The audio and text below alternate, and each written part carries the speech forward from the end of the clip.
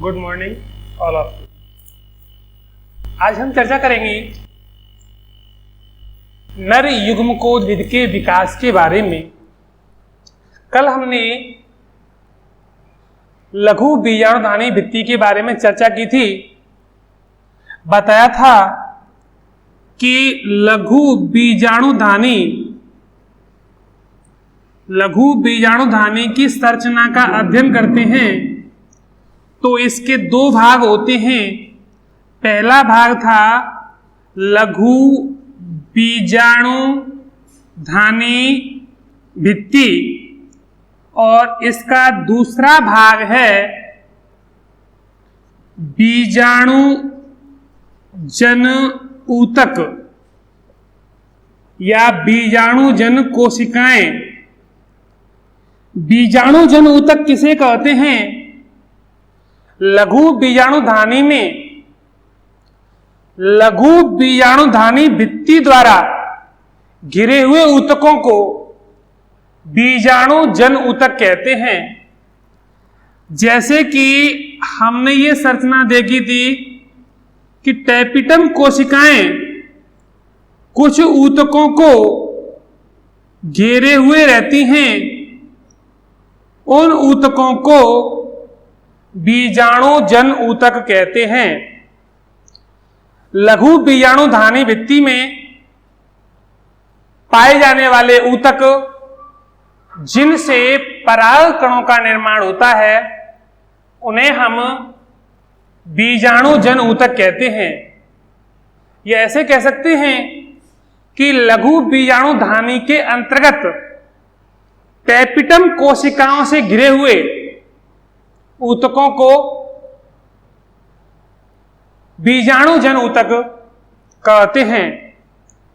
बीजाणु जन ऊतक होते हैं, इनसे ही पराग कणों का निर्माण होता है, पोलन ग्रेन का निर्माण होता है। बीजाणु जन ऊतक से परागकण बनते हैं। यहां पर एक वेरी इंपॉर्टेंट डेफिनेशन है, लघु बीजाणु जनन। लघु बीजाणु जनन किसे कहते हैं? लघु बीजाणु जनन का अर्थ है कि लघु बीजाणुधानी भित्ति में लघु बीजाणुधानी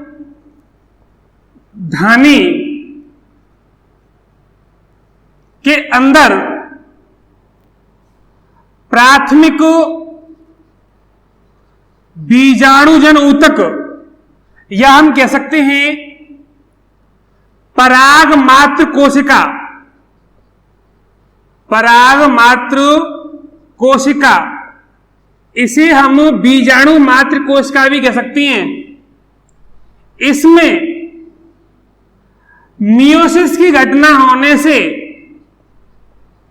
मियोसिस की घटना होने से, अर्धसूत्री विभाजन की घटना होने से लघु बीजाणुओं का निर्माण होता है। लघु बीजाणुओं का निर्माण होता है। इस प्रक्रिया को लघु बीजाणु जनन कहते हैं। लघु बीजाणु जनन किसे कहते हैं?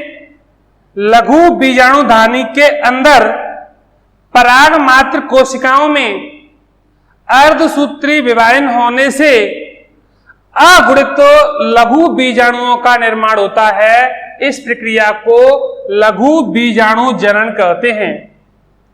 इसमें आपको ध्यान रखना है, जो हमारी पराग मात्र कोशिका होती है यह द्विगुणित होती है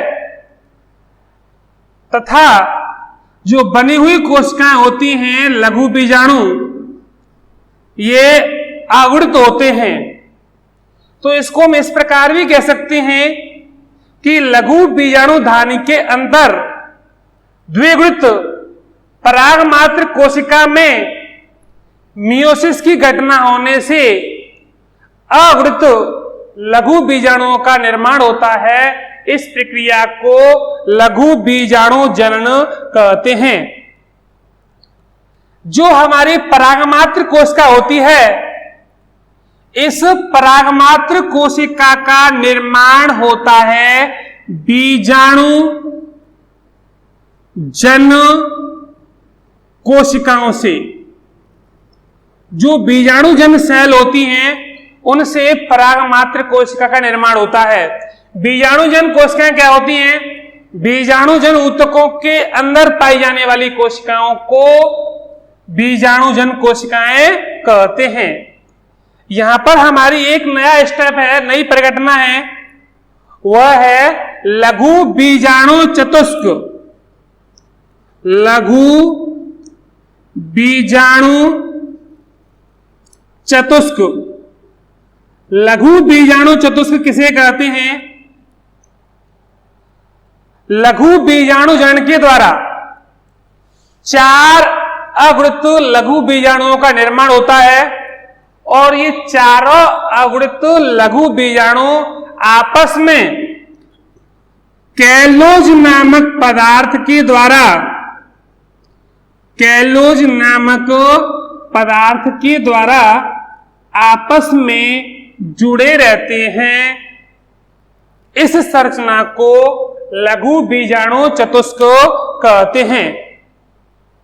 लघु बीजाणु चतुष्क, लघु बीजाणु चतुष्क का अर्थ है 4, क्योंकि हमारी परागमात्र कोशिका में जब मियोसिस की प्रोसेस होगी तो एक परागमात्र कोशिका से 4 लघु बीजाणु बनते हैं और जो चारों लघु बीजाणु हैं ये आपस में कैलोज नामक पदार्थ से जुड़ करके एक संरचना बनाते हैं जिसे हम लघु बीजाणु चतुष्क कहते हैं। इस प्रकार हम सीधे बोल सकते हैं कि परागमात्र कोशिका में अर्धसूत्री विभाजन होने से 4 अगुणित लघु बीजाणुओं का निर्माण होता है। ये चारों अगुणित लघु बीजाणु कैलोज नामक पदार्थ के द्वारा आपस में जुड़े रहते हैं जिसे लघु बीजाणु चतुष्क कहते हैं। लघु बीजाणु चतुष्क हमारे 4-5 प्रकार के होते हैं। लघु बीजाणु चतुष्क कितने प्रकार के होते हैं? 5 प्रकार के होते हैं। अब देखिए 5 प्रकार कौन कौन से हैं। इसमें पहला प्रकार है रेखीय, या जिसे हम रेखिक लघु बीजाणु चतुष्क कहते हैं। ये जो लघु बीजाणु चतुष्क के प्रकार हैं वो केवल और केवल लघु बीजाणुओं की व्यवस्था के आधार पर हैं कि वो आपस में किस प्रकार से जुड़े हुए हैं।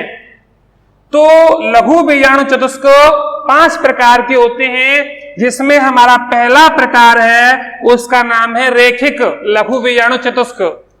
रेखिक लघु बीजाणु चतुष्क में क्या होता है कि जो 4 अगुणित लघु बीजाणु हैं, ये चारों अगुणित लघु बीजाणु आपस में रेखिक क्रम में विन्यासित होते हैं। रेखिक क्रम का अर्थ है एक के ऊपर एक।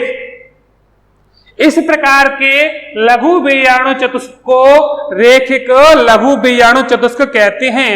जैसे कि हेलोफिलस, इसका एग्जाम्पल है हेलोफिलस।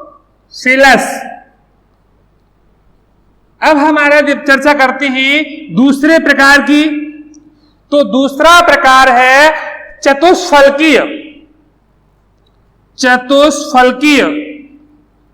चतुष्फलकीय लघु बीजाणु चतुष्क क्या होता है? इसमें ऐसा होता है कि 3 लघु बीजाणु तो हमें दिखाई देते हैं और चौथा लघु बीजाणु इनके पीछे की ओर विन्यासित होता है जो हमें स्पष्ट दिखाई नहीं देता। और इस प्रकार के जो बीजाणु होते हैं ये अधिकांश, इस प्रकार के बीजाणु अधिकांशतः द्विबीजपत्री पादपों में पाए जाते हैं। जैसे कि हम इनको देखें चतुष्फलकीय संरचना को, लघु बीजाणु चतुष्क में चतुष्फलकीय लघु बीजाणु चतुष्क को, तो इसमें 3 तो हमें सामने से दिखाई दे रहे हैं और चौथा जो लघु बीजाणु होता है वो इनके पीछे होता है, जो हमें दिखाई नहीं देता। इस प्रकार के लघु बीजाणु अधिकांश द्विबीजपत्री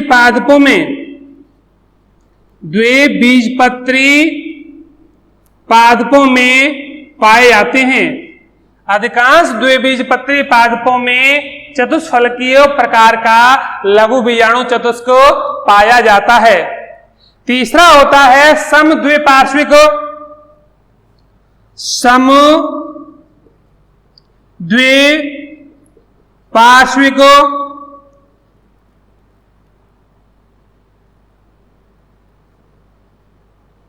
इसमें क्या होता है कि हमारे जो 4 लघु बीजाणु होते हैं और ये चारों लघु बीजाणु इस प्रकार से विन्यासित होते हैं, समद्विपार्श्विक स्थिति में विन्यासित होते हैं।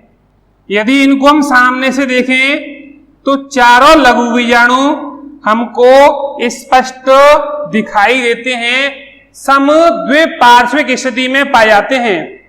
इस प्रकार के लघु बीजाणु चतुष्क एक बीजपत्री पादपों में पाए जाते हैं। जो एक बीजपत्री पादप होते हैं उनमें अधिकांशतः समद्विपार्श्विक प्रकार का लघु बीजाणु चतुष्क पाया जाता है। चौथा प्रकार है हमारा क्रॉसित। जो क्रॉसित लघु बीजाणु चतुष्क होता है, इनमें क्या होता है कि 2 लघु बीजाणु तो एक रूप में विन्यासित होते हैं और दूसरे लघु बीजाणु होते हैं वो दूसरे रूप में होते हैं, लेकिन ये दोनों युग्म होते हैं वो एक दूसरे के क्रॉस पर विन्यासित होते हैं। तो इस प्रकार की संरचना को हम देखते हैं तो इसमें इस तरीके से हमें लघु बीजाणु दिखाई देते हैं।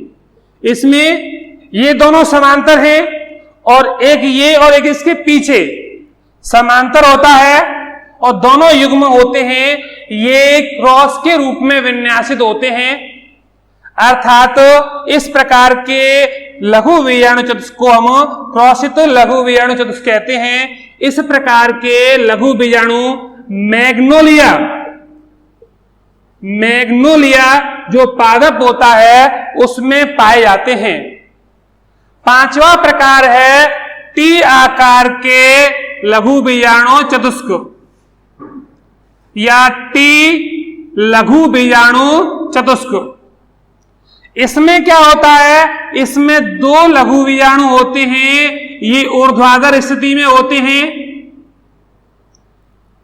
तथा 2 लघु बीजाणु होते हैं ये क्षैतिज स्थिति में होते हैं, जिससे इनकी संरचना टी आकार की दिखाई देती है। ऊपरी जो 2 लघु बीजाणु होते हैं ऊर्ध्वाधर स्थिति में होते हैं तथा 2 अन्य लघु बीजाणु होते हैं वो क्षैतिज दिशा में विन्यासित होते हैं। इस प्रकार के लघु बीजाणु चतुष्क एरिस्टोलॉकिया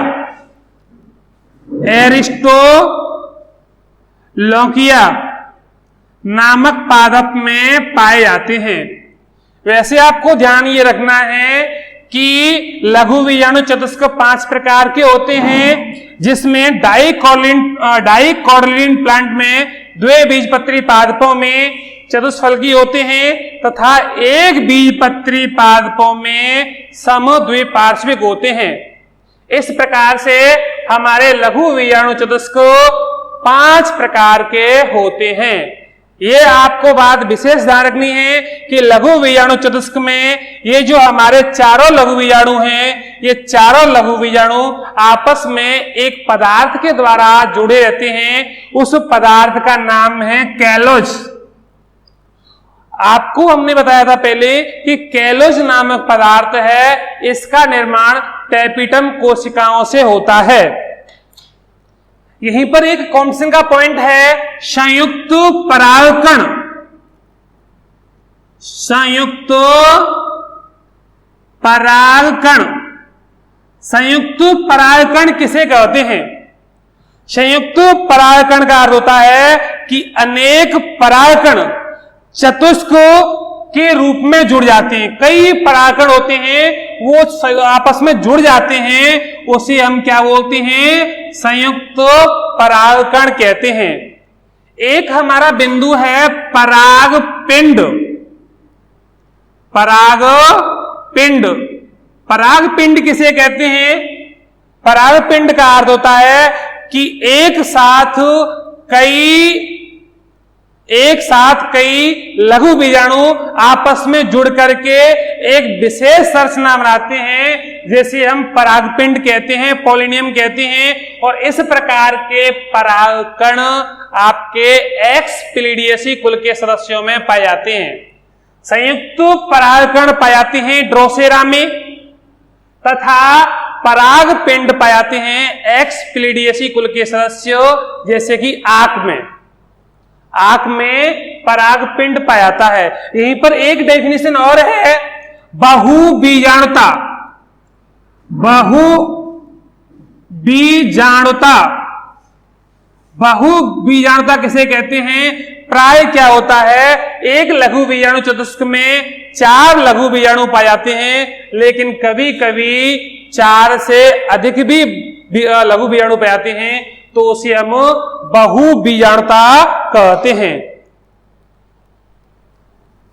अब हम चर्चा करते हैं कि परागकण क्या होता है। जो हमारा लघु बीजाणु था,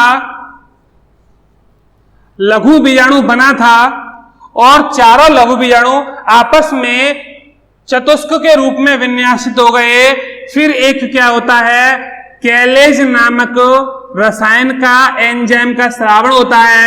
ये कैलेज एंजाइम कैलोज नामक रसायन को, शर्करा को अपघटित कर देता है, और इसके अपघटित होने से चारों लघु बीजाणु स्वतंत्र हो जाते हैं, और चारों लघु बीजाणु आगे जाकर के एक गोल हल्के पीले नन्ही संरचना में विन्यासित हो जाते हैं,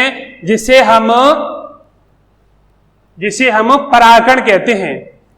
जो हमारे परागकण होते हैं, परागकणों के बारे में कुछ पॉइंट हैं कि परागकणों का आकार क्या होता है। परागकणों का आकार क्या होता है? परागकण प्राय 25 से लेकर के 50 माइक्रोमीटर व्यास के होते हैं।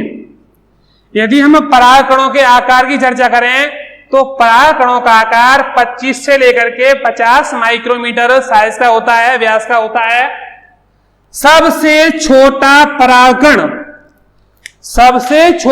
परागकण है वह होता है, सबसे छोटा परागकण, सबसे छोटा परागकण मायोसोटिस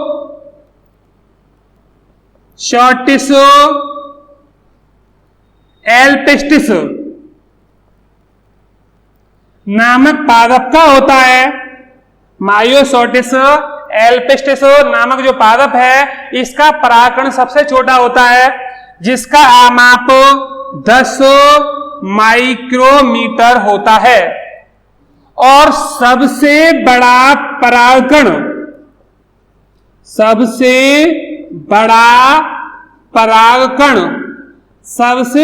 परागकण होता है, ये होता है मेराबिलिस जलापा।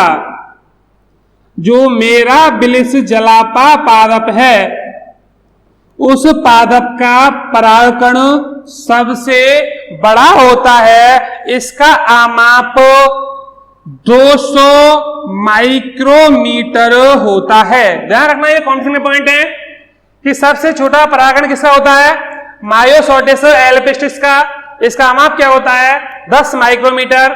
सबसे बड़ा परागकण किसका होता है? मेराबिलिस जलापा। इसका आमाप क्या होता है? 200 माइक्रोमीटर। जो हमारे परागकण होते हैं, इन परागकणों का रंग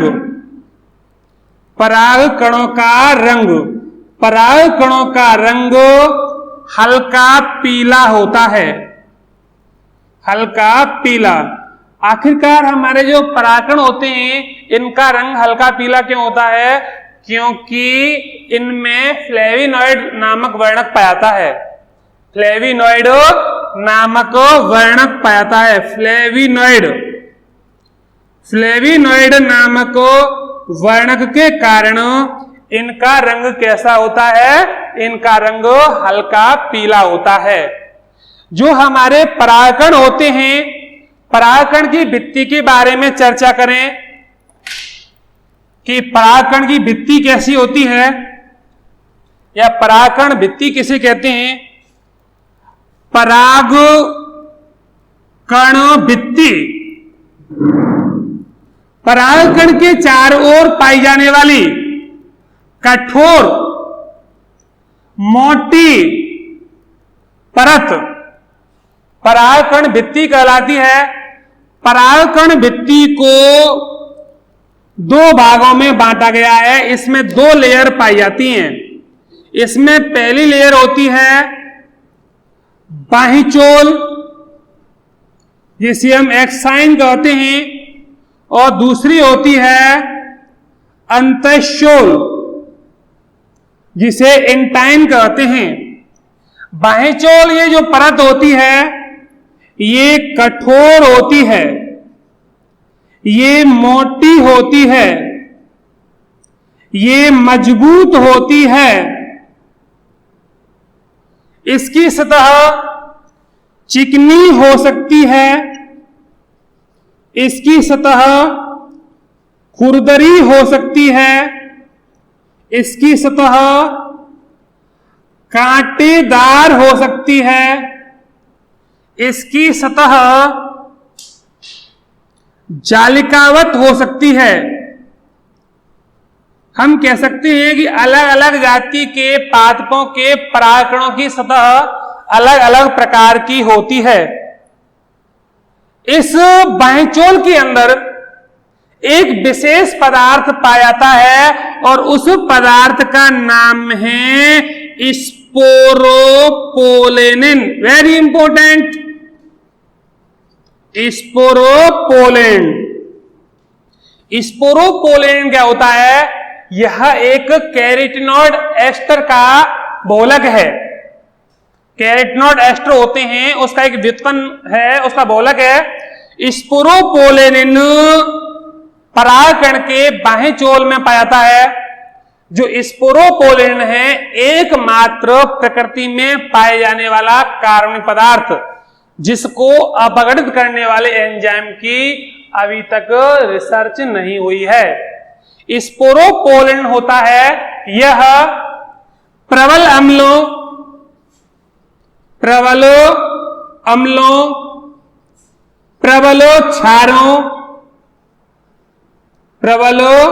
क्षारों एवं जो प्रबल अम्ल होते हैं, प्रबल क्षार होते हैं, एवं उच्च ताप से नष्ट नहीं होता है। अर्थात स्पोरोपोलेनिन के कारण ही परागकण लंबे समय तक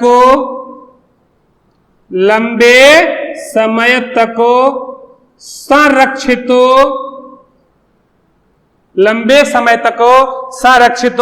रहते हैं। हमारे जो परागकण होते हैं, परागकण के बाह्यचोल पर एक संरचना पाई जाती है जिसे हम जनन छिद्र कहते हैं। जनन छिद्र क्या है? परागकण के बाह्यचोल पर कुछ ऐसा स्थान पाया जाता है जहां पर स्पोरोपोलेनिन नहीं होता, उसे हम जनन छिद्र कहते हैं।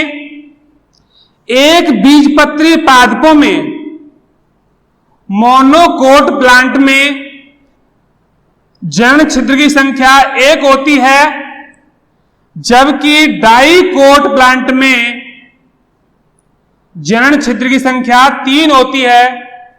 और इन जनन छिद्रों से ही पराग नली बाहर निकलती है। पराग नली जो बाहर निकलती है ना परागकण के अंदर से, वो जनन छिद्रों के द्वारा ही बाहर निकलती है। यहीं पर एक हम चर्चा करते हैं पोलन किट। पोलन किट क्या होता है? जो हमारे परागकण होते हैं, परागकणों का रंग, गंध, चिपचिपापन, परागकणों का रंग, गंध व चिपचिपापन एक वसीय पदार्थ के द्वारा होता है और इस वसीय पदार्थ को पोलन किट कहते हैं। इस पोलन किट का महत्व क्या है? पोलन किट के द्वारा ही परागकण जंतुओं से, चाहे पक्षी हों चाहे कीट हों, जंतुओं से चिपक जाते हैं तथा ये जंतुओं को अपनी तरफ आकर्षित करते हैं और पोलन किट के कारण ही इन पर परावैंगनी विकिरणों का कोई प्रभाव नहीं पड़ता है। इसके अलावा हम देखते हैं कुछ इंपॉर्टेंट पॉइंट हैं कि जो हमारा अंतःशोल है, अंतःशोल क्या है? जो परागकण होता है, परागकण का भीतरी आवरण जो कि पतला होता है और पैक्टिन सेल्यूलोज का बना होता है। पैक्टिन सेल्यूलोज, या ऐसे बोल सकते हैं कि पैक्टो सेल्यूलोज का बना होता है, उसे हम अंतःशोल कहते हैं। अंतःशोल और बाह्यशोल में अंतर क्या है? कि बाह्यशोल होता है यह कठोर होता है, मोटा होता है, मजबूत होता है, जबकि अंतःशोल पतला होता है और कोमल होता है।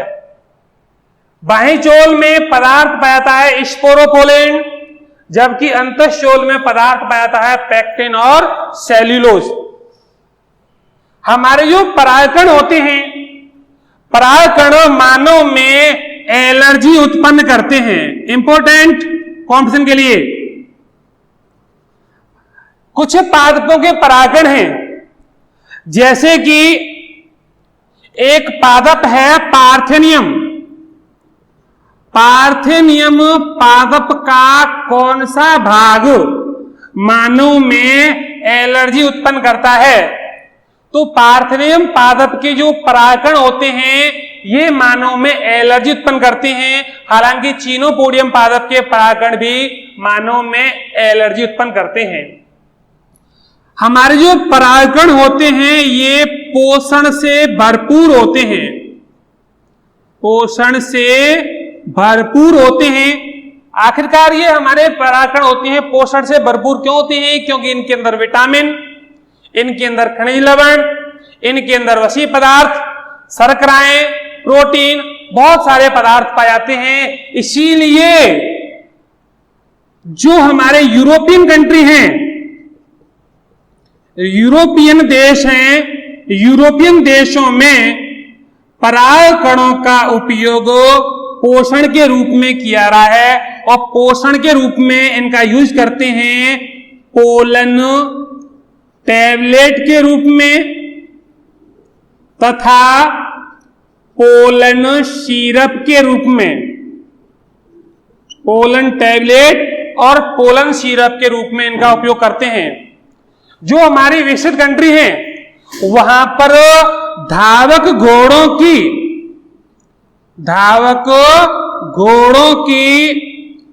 कार्य क्षमता बढ़ाने के लिए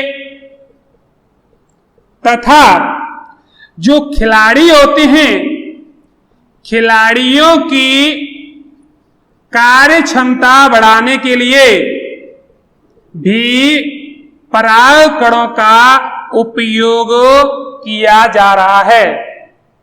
परागकणों का बेनिफिट क्या है कि परागकण होते हैं ये हमारे पोषण से भरपूर होते हैं, इसीलिए यूरोपियन देशों में इनका उपयोग पोषण के रूप में किया रहा है। इनका उपयोग पोलन किट और पोलन सिरप के रूप में किया जाता है। धावक घोड़ों एवं खिलाड़ियों की कार्य क्षमता को बढ़ाने के लिए, एनर्जेटिक करने के लिए भी परागकणों का उपयोग किया जा रहा है। हम यहां पर चर्चा करते हैं परागकोश का स्फुटन। परागकोश का स्फुटन किसे कहते हैं? क्या है परागकोश स्फुटन? परागकोश स्फुटन का अर्थ होता है कि जो हमारे परागकोश होते हैं, परागकोश के फटने से, परागकोश के फटने से परागकण बाहर निकल जाते हैं, जिसे हम परागकोश स्फुटन कहते हैं। परागकोश स्फुटन 4 प्रकार से होता है। एक तो होता है अनुप्रस्थ। अनुप्रस्थ प्रकार का स्फुटन, अनुप्रस्थ प्रकार का स्फुटन तुलसी में पाया जाता है। तुलसी के अंदर क्या होता है? जो तुलसी होती है तो उसमें इस प्रकार से स्फुटन होता है, उसकी टोपी नुमा संरचना ऊपर से हट जाती है और उसमें से परागकण बाहर निकल जाते हैं। दूसरा है लंबवत। लंबवत, लंबवत स्फुटन है, ये आपके धतूरा पादप में पाया जाता है, जो सोलिनेसी कुल के सदस्य हैं। एक है छिद्रमय। तीसरा जो छिद्रमय स्फुटन है, इस प्रकार का स्फुटन मकोय नामक पादप में पाया जाता है, उसमें परागकोश के ऊपर छोटा सा छिद्र बन जाता है। और लास्ट होता है कपाटीय। चौथा प्रकार है कपाटीय। कपाटीय प्रकार का स्फुटन होता है, यह बारबेरी के अंदर पाया जाता है। कल इसके बाद हम चर्चा करेंगे नर युग्मकोद्भिद की संरचना के बारे में।